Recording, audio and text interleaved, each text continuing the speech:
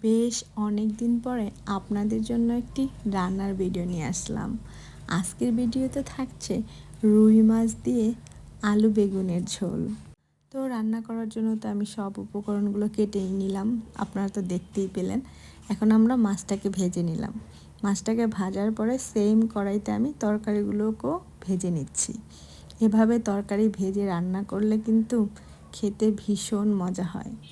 আমরা সবাই কিন্তু কম বেশি রান্না করতে পারি, তাও আজ ভাবলাম আমার রেসিপিতে একটু আলু বেগুনের ঝোল আপনাদের সাথে শেয়ার করি। এই তো অপর একটা কড়াইতে আমি পেঁয়াজ, লবণ, মরিচ, যা যা মশলা প্রয়োজন হয় রান্না করতে সব কিছু দিয়ে ভালো করে কষিয়ে নিলাম। কষানোর পরে মাছ দিয়ে একটু ঢেকে রান্না করলাম। মাছটা হয়ে আসার পরে এখন আমি ভেজে রাখা তরকারিগুলো দিয়ে দিচ্ছি। এভাবে করে বেশ অনেকক্ষণ আমি হালকা আঁচে একটু রান্না করে নিব। তারপর পানি দিয়ে ঢাকা দিয়ে দিব অনেকক্ষণের জন্য। তরকারিটা সিদ্ধ হয়ে এলে আমি কিছু কাঁচামরিচ ছড়িয়ে দিলাম। এতে করে তরকারির ঘ্রাণটা অনেক সুন্দর হয়। দেখতে দেখতে আমার রান্না প্রায় শেষের পথে।